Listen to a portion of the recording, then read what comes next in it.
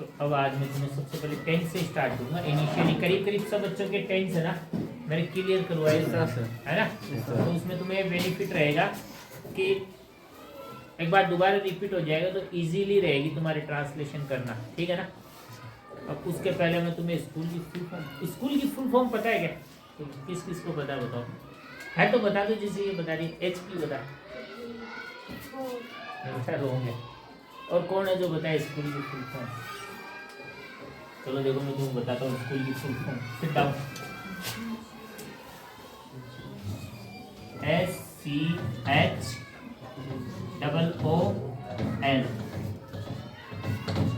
School. इसकी होती है सिंसेरिटी, SINCERITY, सिंसेरिटी। यह है C, इसका होता है कैपेसिटी। क्या होती है? कैपेसिटी। ये H फॉर ऑनेस्टी। फिर आ जाओ O फॉर ऑर्डरलीनेस।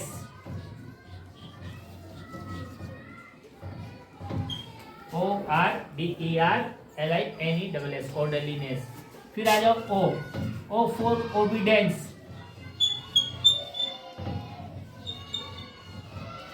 ओबीडेंस जानते हो ना, आज्ञा।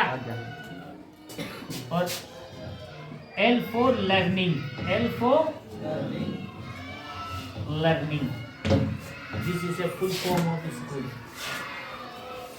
अब बताओ कौन कौन ये है जो ये कह रहा है सर हमें पता था इसका पहले। देखो सिंसेरिटी जानते हो ना, हाँ, वफादारी, ईमानदारी, ठीक है ना। फिर आ जाओ कैपेसिटी, क्षमता। फिर आ जाओ ऑनेस्टी, ईमानदारी। फिर आ जाओ ऑर्डरलीनेस, हाँ है ना, आज्ञाकारी। और फिर आ जाओ ओबीडेंस, आज्ञाकारी। ऑर्डरलीनेस, आदेश, है ना। फिर आ जाओ लर्निंग, L फॉर लर्निंग, सीखना, ठीक है ना। लर्निंग यानी तुम्हारी सीखने की क्षमता, कैपेसिटी। ओके, ये है। अब मैं तुम्हें स्टार्ट करता हूँ टेंस।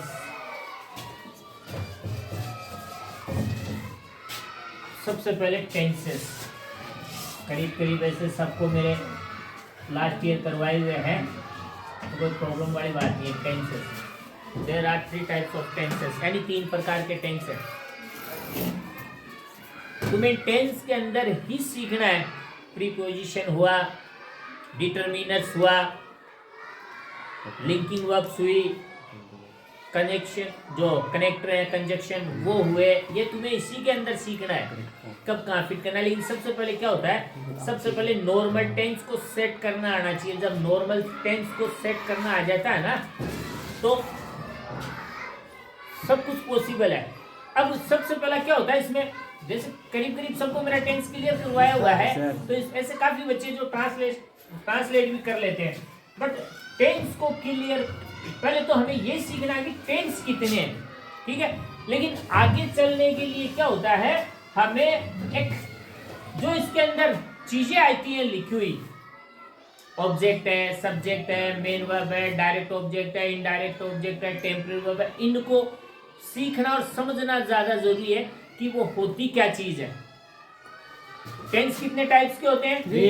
3 टाइप्स के टेंसेस होते हैं। कौन कौन से होते हैं? Present, past, and future. Past, present and future, 3 types के टेंसेस हैं, ये तो पता है ना। अब प्रेजेंट सबसे पहले कौन सा आता है? उसके बाद कौन सा आता है? उसके बाद कौन सा आता है? अब ये बताओ सबसे पहले प्रेजेंट ही क्यों है? सर हम जो भी कार्य करते हैं ना वो वर्तमान में होता है। ये ध्यान रखना, यहाँ तो किसी को पता भी नहीं है, क्या कर दिमाग ही नहीं लगाते इतना कि प्रेजेंट ही पहले क्यों आता है, पास्ट पहले क्यों नहीं आ रहा, फ्यूचर पहले क्यों नहीं आ रहा, प्रेजेंट ही पहले क्यों आ रहा है? क्योंकि आज जो हम खड़े हैं ना वो प्रेजेंट है। पास्ट में जाने के लिए तो पीछे जाना पड़ेगा, हम कल बीते हुए कल में, या सड़क निपटना पड़ेगा, दुनिया से जाना पड़ेगा, तो हम अपने आप ही पास्ट हो जाएंगे, या पास्ट में जाने के लिए पीछे जाना पड़ेगा। फ्यूचर, फ्यूचर पहले फ्यूचर में जाने के लिए फिर भगवान बनना पड़ेगा, वही तो जानता है फ्यूचर तो, बाकी फ्यूचर कोई नहीं जानता है, क्योंकि प्रेडिक्शन जो होती है साइंस इसे नहीं मानता, प्रेडिक्शन को पॉसिबिलिटी को मानता है। जैसे कई मौसम विभाग की जानकारियां देते हैं तो वो पॉसिबिलिटी देते हैं, श्योर जो श्योरिटी होती है ना, श्योर प्रेडिक्शन वो नहीं करते। वो प्रेडिक्शन यानी भविष्यवाणी, प्रेडिक्शन मीन्स भविष्यवाणी, वो प्रेडिक्शन नहीं करते हैं क्योंकि साइंस मानता नहीं है प्रेडिक्शन को।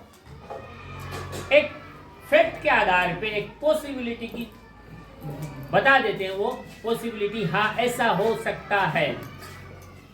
जैसे कई एस्ट्रोलॉजर है, एस्ट्रोलॉजर ज्योतिष, एस्ट्रोलॉजर ज्योतिष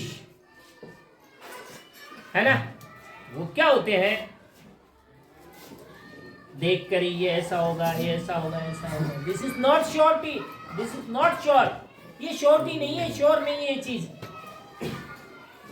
क्योंकि जिस चीज को साइंस नहीं मानता हम उस चीज को नहीं मानते। क्यों? क्योंकि हम पढ़े लिखे लोग हैं, समझ गए, हमने पढ़ी है, बुक्स पढ़ी है, एजुकेशन ली है, तो हम उन चीजों को फॉलो करेंगे जिनको साइंस या एजुकेशन फॉलो करता है। समझे मेरी बात? तो फ्यूचर में जाने के लिए भगवान बनना पड़ता है, तो भगवान तो कोई बन नहीं सकता, ठीक है ना।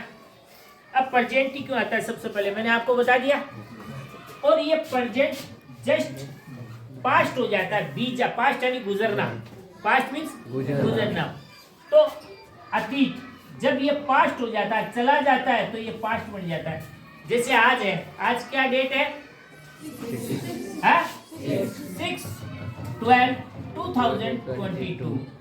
ये जब ये रात को 11:59 PM होकर और 60 सेकंड हो जाएगा, इतने में ये पास्ट हो जाएगा ये, क्योंकि उसके बाद में कौन सी डेट शुरू हो जाएगी, 7। तो ये 7 हो गई, तो ये 7 टुडे बन गई, ये जो 7 है ये टुडे बन गई। जो 6 में हम जी रहे थे, 6 डेट में, 6 दिसंबर में, वो क्या हो गया, पास्ट हो गया, वो तो अपने आप ही, क्योंकि वो तो पास्ट हो गया, गुजरना, पास हो गया, गुजर गया, चला गया, तो वो चली गई। अब ये तो हो गया पास्ट अपने आप, तो ये जो आगे वाला है ये पहले फ्यूचर था 7।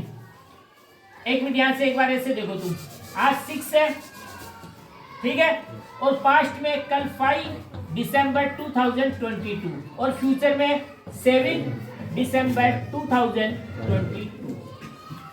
जैसे ही आज ये तो पास्ट चला गया, तो कल था ना, जैसे ही 6 का टाइम हुआ, 12:1 यानी 12:01 जब हुई, तो ये जो 6 है ना, ये पहले फ्यूचर था, ये टुडे में आ गया, और ये टुडे था 5 दिसंबर, ये पास्ट में चला गया। अब यहाँ पे जैसे 6 दिसंबर को 11:59 जैसे होगा AM, सॉरी PM होगा, 12:59 जैसे 7 सेकंड होगी, तो ये बन गया टुडे। क्या बन गया? टुडे बन गया। Yes sir. और ये बन गया पास्ट। अब समझ में आ गई एक बात है? Yes sir. आज की डेट में जो भी है तुम्हारा, रात को 11:59 तक वो सारा टुडे प्रेजेंट है। जैसे ही वो गया पास्ट हो गया, उसमें थोड़ी जा सकते हो तुम वापस, नहीं जा सकते। समझ में आ गई ना बात? प्रेजेंट, फ्यूचर, पास्ट की। अब जो आने वाला था, यानी ये तो कल आ रही है ना, टुमारो, तो ये जैसे ही ये टाइम पास हुआ, ये अपने आप ही टुडे बन गया, बन गया। रात को 12:01 या 1 सेकंड, 12:01 बाद में 12:01 जैसे होता है, नेक्स्ट डे चालू हो जाता है। तो 24 आवर्स का ही तो होता है ना डे। Yes sir. तो रात को 1 o'clock से 12:01 से स्टार लगा लो, रात को 11:59 जैसे ही होगी, 59 मिनट 59 सेकंड होगी, वो 24 आवर्स हो चुके हैं, 24 घंटे हो गए, यानी एक दिन कंप्लीटेड हो गया। समझ गए? जो डेट चेंज होती है वो रात को 12 बजने के साथ जैसे 1 सेकंड स्टार्ट होता है, डेट वेट सब चेंज हो जाती है। समझ गए ना? अब तुम ये तो पता ना AM PM किसको कहते हैं, यस सर। है ना? जैसे रात को 12:01 हो गई, AM आ गया वो, क्योंकि नेक्स्ट डे चालू हो गया है ना। Yes sir. समझ में आ गई बात Yes, मेरी? sir. तो ये टेंस का सिस्टम है। अब चलो इसके अंदर क्या होता है, सब में 4 सबटेंसेस होते हैं। क्या होता है? सबटेंसेस। Sit down. सबटेंसेस एक तो होता है फर्स्ट ऑफ ऑल सिंपल। क्या होता है? सिंपल, जिसे आप इंडेफिनाइट भी कहते हैं। अब ये बताऊंगा तुम्हें कि इंडेफिनाइट क्यों कहते हैं इसको हम।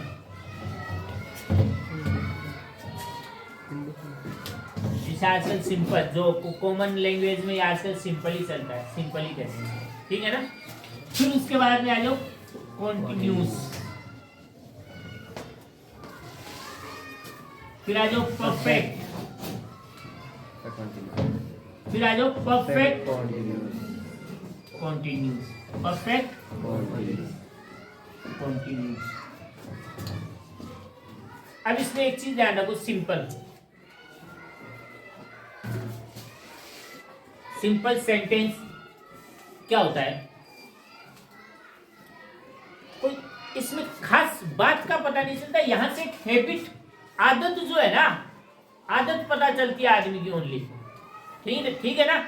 आदमी की जो हैबिट्स होती है ना, जैसे मैं पढ़ता हूं तो पढ़ना आदत है, तो वो आदत काम कर रही है, ठीक है ना। अब कॉन्टिन्यूस, कॉन्टिन्यूस का मतलब होता है लगातार। क्या? लगातार। इसका मतलब यही है कि टाइम का तो नहीं पता काम कब स्टार्ट हुआ, बट जब बात कही जा रही है ना तब तक वो काम स्टार्ट है, वही कॉन्टिन्यूस है। जैसे मैं टीचिंग करा रहा हूँ, ठीक है ना, मैं कब से टीचिंग करा रहा हूँ ये तो श्योर नहीं पता, अभी कौन से टाइम से स्टार्ट हुआ था, पीरियड कितने बजे स्टार्ट हुआ था, इसका तो कोई श्योर नहीं है। बट जब मैं बात कर रहा हूँ ना, उस वक्त मेरा काम रनिंग में है, चालू है, स्टार्ट है, मेरा काम रुका नहीं है ना। इसलिए मैं इसे कहूंगा आई एम टीचिंग। क्यों? रीजन अभी स्टार्ट है ना मेरा काम। जब बात कही तब तक स्टार्ट है ना। मैं कह रहा हूँ मैं पढ़ा रहा हूँ, तो जब तक मैं पढ़ा रहा हूँ तब बोल रहा हूँ ये बात, तब तक मेरा काम स्टार्ट है ना। समझ गए? ये कॉन्टिन्यूस है। समझ लो मेरी बात? कब स्टार्ट हुआ इसका कोई पता नहीं, लेकिन जब सेंटेंस कहा जा रहा है, बात कही जा रही है, उस वक्त तक काम अगर स्टार्ट है वो कॉन्टिन्यूस है। समझ गए? हाँ, यस सर। आगे बात समझ गए? Yes sir. अब आ जाओ परफेक्ट। क्या होता है? परफेक्ट। परफेक्ट कौन सी चीज है जो एक निश्चित टाइम पे स्टार्ट हुआ था, बस श्योर नहीं कब स्टार्ट हुआ, बट अब सेंटेंस कहा है ना मैंने, जो बात कही है बस उसी वक्त ये फिनिश हुआ है। सेंटेंस उसी वक्त, वो काम उसी वक्त फिनिश हुआ है। जैसे मैं आया हूं, तो मैंने बात कही तभी तो आया हूं ना। बात कही उसके जस्ट पहले तो आके रुका हूं, उसके बाद ही तो बात कही है मैंने। हाँ, मैं आया हूं या मैं आ चुका हूं, मैं कहूं मैं आ चुका हूं, साइलेंट हो जाओ, तो ये जब बात कहा उसी वक्त तो आया था, मैं उसी वक्त तो आया था ना। तो मेरा आने का जो प्रोसीजर था, काम था, जो मेरा वर्ब थी, वो अब भी फिनिश हुई है। जब मैं आया था तभी तो फिनिश हुई थी ना आने की। आया और रुक गया, आने का काम खत्म हो गया, अब मैं बोला चुप हो जाओ, मैं आ चुका हूं। यानी जब मैं तुम्हें बता रहा हूं, बात कर रहा हूं ना, उसी वक्त खत्म हुआ वो काम, वही परफेक्ट है। समझ गए एक बात? यानी बात कहते वक्त जस्ट फिनिश हुआ मैटर, वही परफेक्ट है। समझ गए ना बात को? अब सिंपल कॉन्टिन्यूस परफेक्ट में कोई प्रॉब्लम नहीं है। No sir. जब बात कहते हो उसके जस्ट पहले फिनिश हुआ वो काम, वही परफेक्ट है। ठीक है ना। अब आयो परफेक्ट कॉन्टिन्यूस। परफेक्ट कॉन्टिन्यूस का मतलब है एक निश्चित टाइम पर ये स्टार्ट हुआ था ये काम और अभी तक चल रहा है।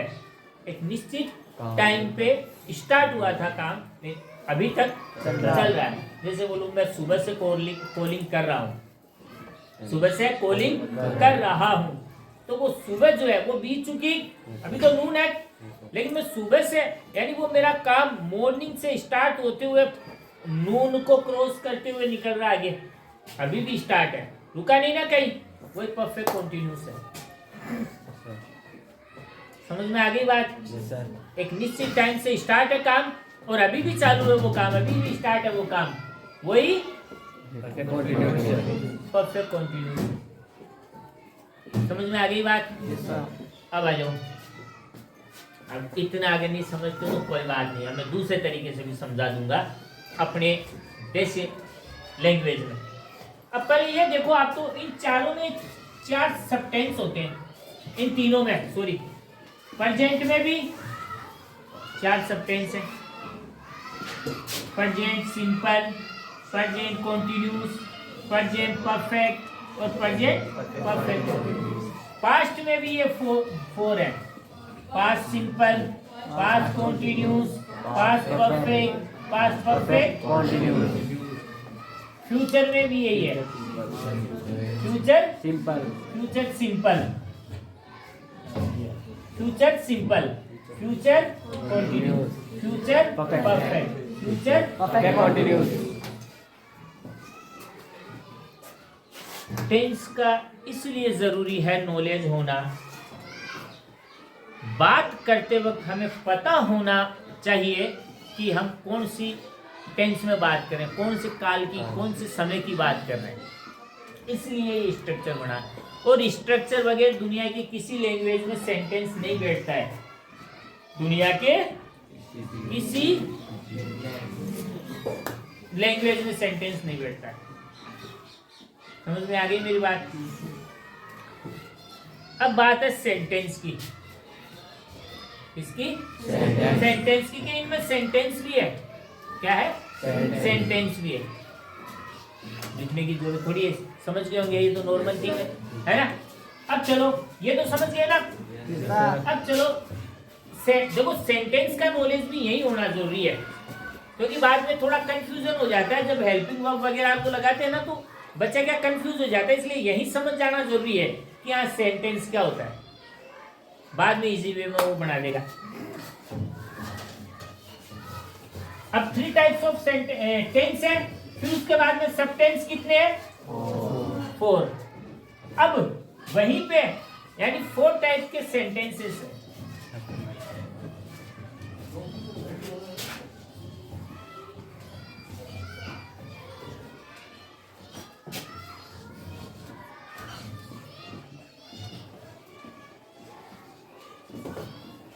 There are 4 types of sentences. अब कौन कौन सा है? First of all affirmative. क्या? एफर्मेटिव। एफर्मेटिव। सेकंड है नेगेटिव। क्या है? नेगेटिव। थर्ड है इंट्रोगेटिव। इंट्रोगेटिव। और फोर्थ है नेगेटिव। Interrogative negative. अब इनको एक बार समझ लो, क्योंकि तुम जहाँ पे जो हेल्पिंग वर्ब वाले सेंटेंस आते हैं ना इंट्रोगेटिव, वहाँ पे बच्चा कंफ्यूज हो जाता है थोड़ा, और कई बार तो खुद को ही नहीं पता चलता है क्या चीज है। एफर्मेटिव। एफर्मेटिव तुम तो नॉर्मल समझ लो, जिस सेंटेंस के लास्ट में फुल स्टॉप हो, जिस सेंटेंस के लास्ट में फुल स्टॉप हो, ना तो उसमें कोई नोट हो और ना ही कोई क्वेश्चन मार्क हो, सिर्फ ओनली फुल स्टॉप। क्योंकि फुल स्टॉप तो नेगेटिव में भी आता है, लेकिन यहाँ पे नोट भी नहीं है और क्वेश्चन मार्क भी नहीं है, वो एफर्मेटिव सेंटेंस होता है। किसी भी सेंटेंस में जिसमें ओनली फुल स्टॉप हो वो एफर्मेटिव सेंटेंस कहलाता है। क्या कहलाता है? Affirmative sentence. अब इसका एग्जाम्पल तुम यहाँ देख लो। I M a teacher. और देखो फुल स्टॉप है यहाँ, नोट वगैरह कहीं भी नहीं है। No sir. क्वेश्चन मार्क हमेशा लास्ट में लगता है, इंट्रोगेशन मार्क वो भी नहीं है। नहीं है ना? No sir. इंट्रोगेशन मार्क तो समझते हो ना? Yes, sir. क्वेश्चन मार्क वो भी नहीं है, नोट भी नहीं है। ये affirmative sentence. Clear? Yes sir. Negative, जिस सेंटेंस के अंदर नॉट और लास्ट में प्लस फुल स्टॉप हो। जिस सेंटेंस में नोट भी हो और फुल स्टॉप भी हो। जिस सेंटेंस में नोट भी हो और फुल स्टॉप भी हो। भी हो, वो कौन सा सेंटेंस कहलाता है? नेगेटिव। नेगेटिव। नोट आएगा ही आएगा नेगेटिव। ठीक है ना? नोट नहीं है तो कई एडवर्ब के भी आते हैं नेगेटिव, वो बता दूंगा मैं तुम्हें आगे, जैसे नेवर वगैरह भी होता है ना? तो वो आगे बता दिया जाएगा तुम्हें। ये नोट नेगेटिव सेंटेंस। ठीक है? इंट्रोगेटिव, जिस सेंटेंस के लास्ट में इंट्रोगेशन मार्क होता है वो इंट्रोगेटिव सेंटेंस है। अब जैसे मैं यहाँ पे बना रहा हूँ, नेगेटिव बना देता हूँ पहले। I am not a teacher. ये रहा फुल स्टॉप, है ना? ये रहा नोट, मिल गया? तो क्या है? नेगेटिव सेंटेंस है। क्या है? नेगेटिव सेंटेंस है। समझ में आ गई बात?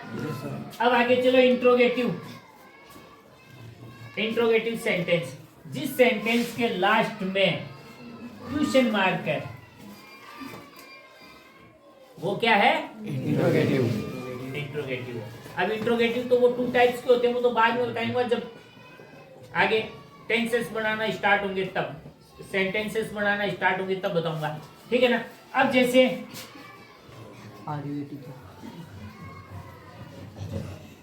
What is your name, what's your name.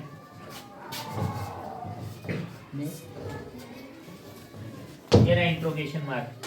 देखो लास्ट में इंट्रोगेशन मार्क है ना? ना तो नोट है ना फुल स्टॉप है। नहीं है ना? ना तो नोट है और ना फुल स्टॉप है। नहीं है, ओनली इंट्रोगेशन मार्क है। इसका मतलब कौन सा सेंटेंस है? इंट्रोगेटिव। हाँ, अब बता इंट्रोगेटिव सेंटेंस को कैसे पहचानेगा तू? Only interrogative. जिसके लास्ट में ट्यूशन मार्क हो वो इंट्रोगेटिव है। वो इंट्रोगेटिव। इंट्रोगेटिव सेंटेंस है। वो क्या है? वो इंट्रोगेटिव सेंटेंस। समझ गए? देखो टेंस का नॉलेज होना कोई बड़ी बात नहीं है, एक नॉर्मल चीज है, एकदम normal.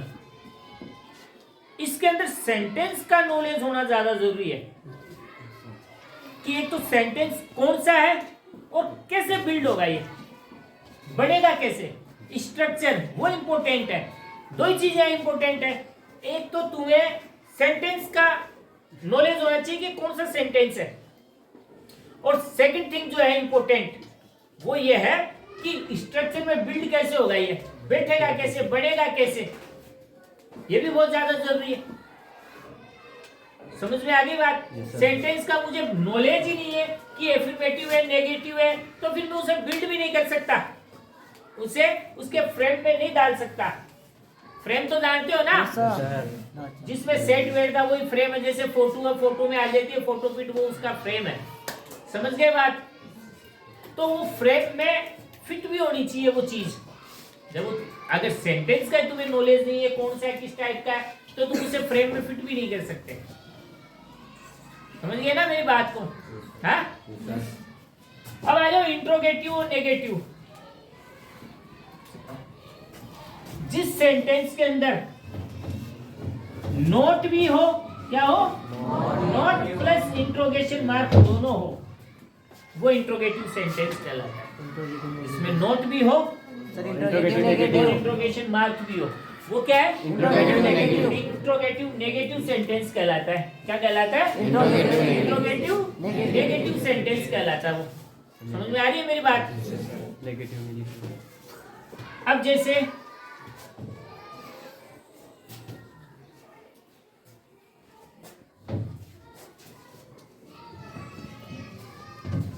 Do you not eat ये रहा नोट, ये रहा इंट्रोगेशन मार्क, मिल गया। तो कौन सा सेंटेंस है? क्यों, रीजन बताओ। नोट और क्वेश्चन मार्क दोनों है। नोट और क्वेश्चन मार्क दोनों है। अब देखो ये जो दो है ना, ये तो तुम्हारे लिए इसलिए इम्पोर्टेंट है कि तुम्हारे जो पेपर्स हैं वो तुम मीडियम से हो, ठीक है ना। तो क्या होता है, पेपर इंग्लिश में आता है, ठीक है। और जो पेपर में आते हैं वो क्या चीज होती है? क्वेश्चन होते हैं। तो क्वेश्चन कौन से फ्रेम में बढ़ेंगे? इसमें, इन्हीं में तो बढ़ेंगे। ये अगर तुम्हें समझ आ गया तो तुम पेपर के क्वेश्चन सारे इजीली समझ सकते हो। ये क्या कह रहा है? आजकल इंग्लिश मीडियम स्कूल बहुत चल रही है और अभी क्या वीडियो चालू है इसलिए मैं स्कूल्स का नाम नहीं लूँगा, क्योंकि तुम्हें पता है कि ऐसे स्टूडेंट्स जो मीडियम से पढ़ रहे हैं, बट अगर उन्हें पेपर दे दिया जाए तो उस पेपर का नहीं पता है कि ये क्वेश्चन कह क्या रहा है। ये नहीं पता रहता है कि क्वेश्चन क्या कह रहा है। वो तो इतना अंदाज लगाते हैं कि ये क्वेश्चन उस लेसन का है, इतने नंबर लेसन का है, इतना नंबर क्वेश्चन है, और इसका सर ने हमें रटवाया था वो आंसर, और वो उठा के वहां चिपका देते हैं। आज का जो एजुकेशन स्ट्रक्चर है ना, खासकर रूरल एरियाज हमारे, यही है इंग्लिश मीडियम का स्ट्रक्चर और कुछ नहीं। सबसे पहले तो ये खुद को मालूम होना चाहिए, जब पेपर हाथ में आए तो ये कह क्या रहा है। अरे ये मालूम होगा तभी तो जवाब देंगे। जब तुम्हें हिंदी आती है, तुम्हें कोई ये बोले तुम्हारा नाम क्या है, तो तुम्हें ये पता चल रहा है ना ये क्या पूछ रहा है, तभी तो तुम बताओगे माय नेम इज दिस, या मेरा नाम ये है। सही ना मेरी बात? तो क्वेश्चन को समझने के लिए ये टू फ्रेम्स जो है ना, दोनों फ्रेम, ये समझना तुम्हें जरूरी है। और ये दो बच गए, इनका काम है आंसर देना। ये समझ में आ गया, वो आंसर दे देगा।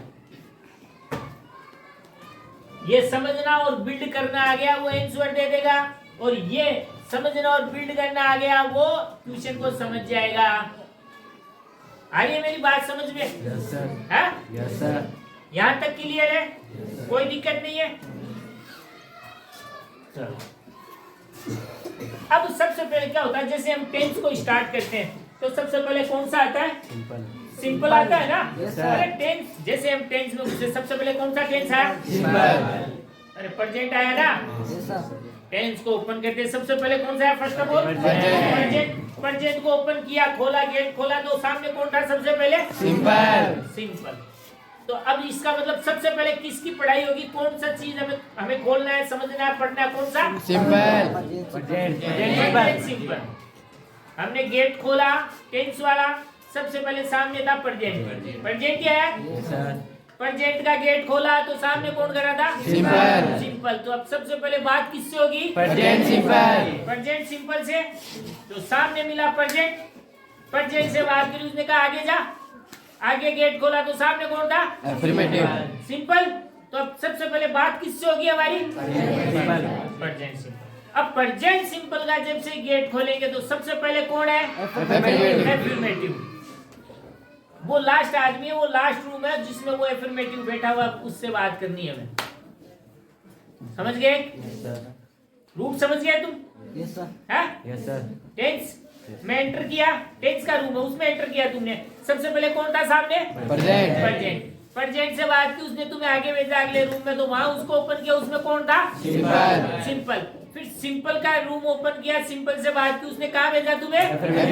एफर्मेटिव। यानी सबसे पहले हमें क्या सीखना? प्रेजेंट सिंपल का एफर्मेटिव। समझ में आ गई एक बात?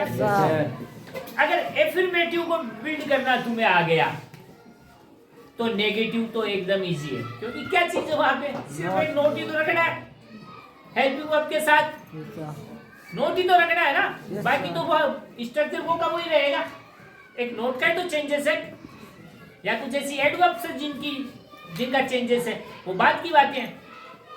हो गई बात समझ में? तो अब सबसे पहले हम बात करेंगे, वो किससे करेंगे?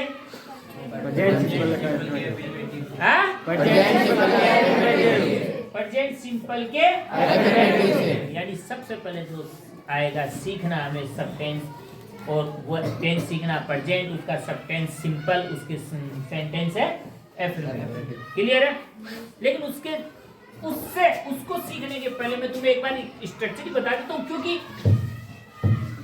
सबसे पहले स्ट्रक्चर को समझना बहुत ज्यादा जरूरी है, क्योंकि ये याद ही नहीं रहता है और इसी वजह से बच्चा मार खाता है। ये इजीली समझ गया तो फिर समझ में आ जाएगा। सबसे पहले आता है सब्जेक्ट। क्या आती है? सब्जेक्ट। उसके बाद में आ जाता है हेल्पिंग वर्ब। प्रेजेंट सिंपल में नहीं आता, मैं तो एक बार ये स्ट्रक्चर बता रहा हूँ उसका पूरा, बाद में तो अपने आप हटती जाएंगी इनमें से, कम ज्यादा होते रहेंगे। पूरा स्ट्रक्चर तो नियमली अगर कहें हम तो पूरा स्ट्रक्चर तो यही है, पूरा जो स्ट्रक्चर है ना, मेन स्ट्रक्चर वो यही है। ये तो प्रेजेंट सिंपल कॉन्टिन्यूस के अकॉर्डिंग ऊपर नीचे कम ज्यादा, या फिर कहीं में टेम्परेरी वर्ब नहीं आती, किसी में इनडायरेक्ट ऑब्जेक्ट नहीं आता, किसी में डायरेक्ट ऑब्जेक्ट नहीं आता, वो तो ऊपर नीचे कम बेसी होते रहते हैं। समझिए? तो जो रियल स्ट्रक्चर वो तो यही रहेगा। हाँ, ये जरूर है उसमें हेल्पिंग वर्ब, मेन वर्ब की first form, second form, third form, ING form ऊपर नीचे होती रहेंगी। कहीं थर्ड फॉर्म आ गई, कहीं सेकंड फॉर्म आ गई, ठीक है ना, कहीं टेम्परेरी वर्ब नहीं आई, कहीं पे डायरेक्ट ऑब्जेक्ट नहीं आया, कहीं पे इनडायरेक्ट ऑब्जेक्ट नहीं आया, समझिए, कहीं पे एडवर्ब नहीं आई, कहीं पे प्रीपोजिशन नहीं आई, वो तो ऊपर नीचे होता रहेगा। ठीक है ना? अब इसमें से मैं एडवर्ब वगैरह है ना, एडजेक्टिव, एडवर्ब और प्रीपोजिशन, उनको एक बार हटाकर बाकी जो नॉर्मल स्ट्रक्चर है ना वो एक बार बताता हूँ। जब ये पूरा बिल्ड करना आ जाएगा ना आपको, तो वो तो इजी है, वो जो एडवर्ब्स वगैरह और उनको ऐड करना वो तो बहुत इजी है। उनको तो एक बार समझाना पड़ेगा, एक ही टेंस के अंदर सब में समझ आ जाएगी एडवर्ब कैसे सेट होती है, कहां सेट होती है, और उसका पता कैसे चलेगी ये एडवर्ब है। ये तो बहुत इजी चीज है। एडजेक्टिव, एडवर्ब, ये तो बहुत इजी चीज है। प्रीपोजिशन, कनेक्टर, इनको तो एक ही टेंस में समझाना पड़ता है सिर्फ, सब में वो वहीं जाकर फिट होती है, वही जगह, उसकी वो जगह चेंज नहीं होती है, उसी जगह फिट होगा। क्या भाई नाउन के पहले लगती है, वर्ब के बाद लगती है, या वर्ब के पहले, वो तो एक बार हल्का सा हिंट देना पड़ता है हर टेंस में, फिर वो वहीं जाकर फिट होती है।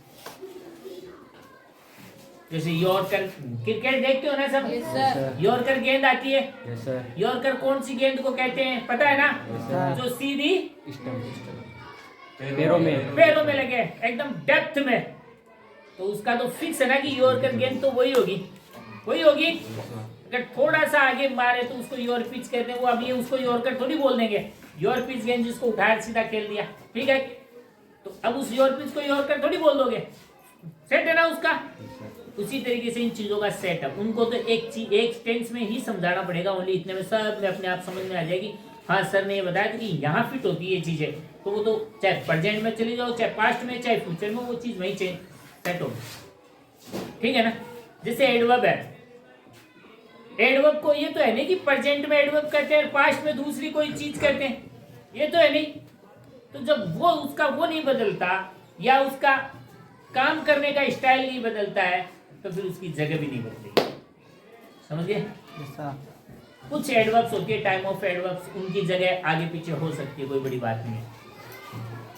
सबसे पहले सब्जेक्ट, उसके बाद में हेल्पिंग वर्ब। हेल्पिंग वर्ब जानते हो ना? सपोर्ट, जो सपोर्ट करता है, थोड़ा सा सहारा देता, वही है। उसके बाद में आ जाओ मेन वर्ब, उसके बाद में टू लगाकर टेम्परेरी वर्ब, जिसको इंफिनिट वर्ब भी कहते हैं, ठीक है ना?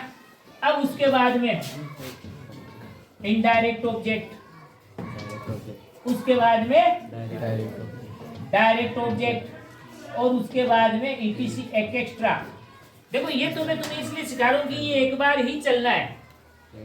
एक बार तुम इसको ये समझ लो कि सब्जेक्ट को कैसे पहचाने, तुम्हें पता कैसे चले। हेल्पिंग वर्ब तो पहचानने की जरूरत नहीं, ये तो नॉर्मली थिंग्स है। मेन वर्ब को कैसे पहचाने, टेम्परेरी वर्ब को कैसे, इनडायरेक्ट ऑब्जेक्ट को डायरेक्ट ऑब्जेक्ट या ईटीसी एक्स्ट्रा यानी बचा हुआ कचरा, उनको कैसे पता, इतना ही। बाद में तो क्या होता है, अगर हर टेंस में यही पढ़ाते रहे, subject plus main verb object etc indirect वो कोई मतलब वाली बात ही नहीं है, वो तो फिर बुक से। इसका सीधा सा एक टॉपिक होता है चेंज और नो चेंज। एक बार फॉर्मूला बता दिया, स्ट्रक्चर बता दिया, उसके बाद में एक फॉर्मूला होता है चेंज और नो चेंज। उससे बच्चे को अगर एक बार बता दे तो खुद अपने आप चेंज और नो चेंज कर सकते। शायद मेरा बताया हुआ तुम्हें, है ना, बताया हुआ है ना। उससे तुम अगर 1000 सेंटेंस बनाना चाहो ना तो बना सकते हो। सिर्फ वोकैबुलरी साउंड होनी चाहिए, मीनिंग्स। जैसे अभी मैं बता देता हूँ, इस टॉपिक को आगे बढ़ाने के पहले मैं तुम्हें बता देता हूँ। आई एट फूड। अब तुम्हें बार बार है ना प्रेजेंट सिंपल, ये प्रेजेंट सिंपल का सेंटेंस, बार बार तुम्हें प्रेजेंट सिंपल का फॉर्मूला लिखने की जरूरत नहीं, सेंटेंस याद करने की जरूरत नहीं है, मैं कौन सा बनाऊं कैसे बनाऊं, नो नीड। मैं इसी में लगाता हूं, चलो इसमें लगा दिया। अब ये भी देख लेना, एक में नहीं लगेगा कि इसी में नो चेंज लगा, तो हमेशा इसी में नो चेंज लगेगा। नो चेंज, नो चेंज का मतलब क्या होता है, चेंज नहीं करना है। इसको कर दिया मैंने नो चेंज, क्या नो चेंज, इसको कर दिया मैंने चेंज।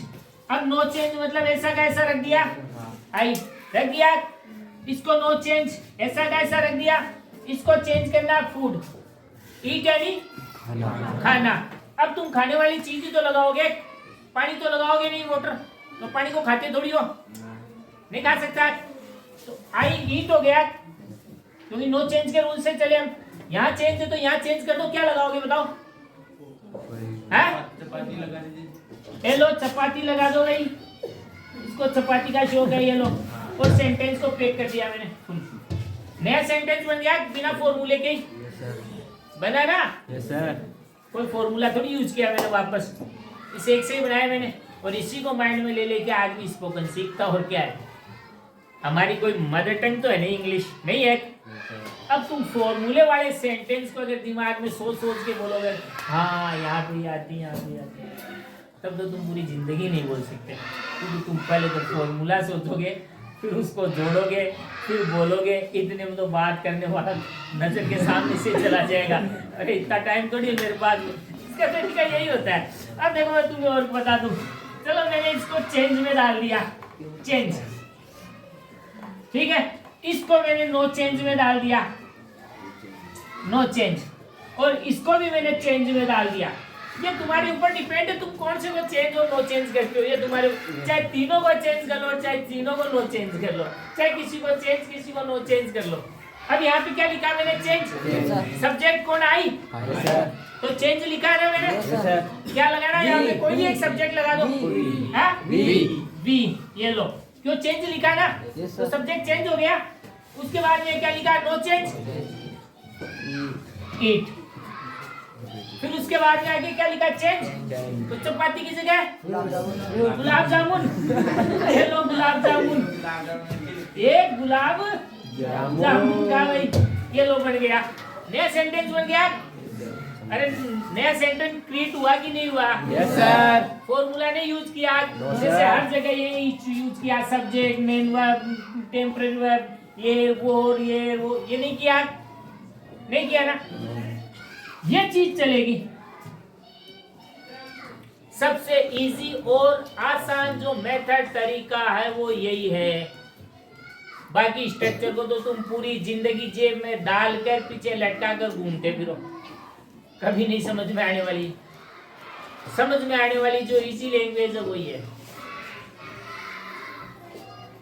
समझ में आ रही है? अब तीनों को चेंज कर देते हैं हम। चलो, सी का मतलब मैं आगे भी तुम्हें बताऊंगा, इसलिए तुम ये ध्यान रखना। एन सी का मतलब नो चेंज, सी का मतलब चेंज। मैं इसको सी कर देता हूँ, चेंज, इसको भी सी कर दिया, चेंज, और इसको भी सी कर दिया, चेंज।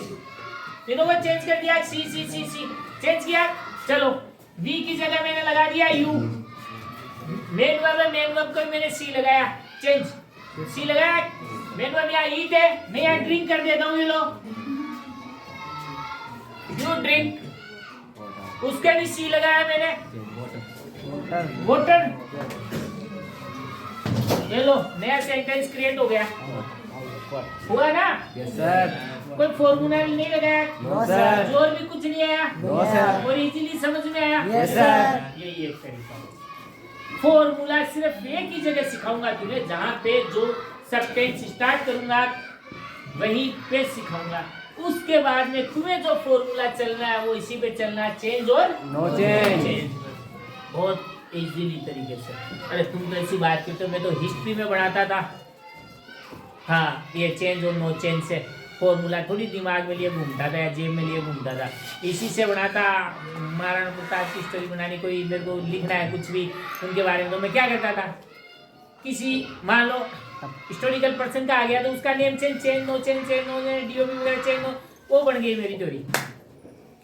डीओबी आ गई चेंज, नेम आ गया चेंज, प्लेस आ गया चेंज, तीनों का कर दिया तो तीनों नई चीज आ गई, पर्सन भी नहीं आ गया।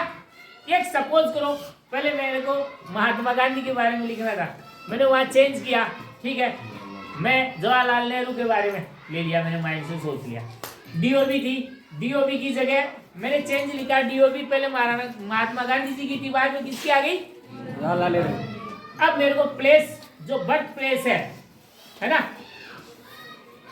उसको चेंज लगा दिया मैंने। तो पहले उनका था गांधी जी का, अब जवाहरलाल नेहरू। नया सेंटेंस बन गया। Yes sir. फॉर्मूला वगैरह ढूंढने की जरूरत नहीं पड़ी, इधर उधर से कुछ लाने की जरूरत नहीं पड़ी ना, वर्ब्स ज्यादा वोकैबुलरी माइंड पे प्रेशर डालने की जरूरत नहीं पड़ी ना, अपने आप बन गया। यही तरीका सबसे, समझ में आ गई बात। तो ये तो आगे का तरीका, लेकिन मैंने तुम्हें एक बार समझाया कि इस फॉर्मूले को ज्यादा दिमाग में इधर उधर रिवॉल्व करने की जरूरत नहीं है, बस एक बार माइंड में फिट किया, उसके बाद में सेंटेंस क्रिएट करना है तुम्हें।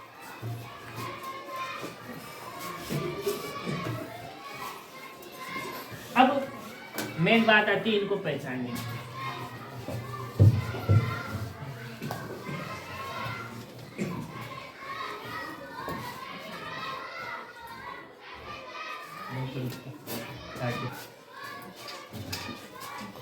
अब देखो, फर्स्ट ऑफ ऑल ये कि सब्जेक्ट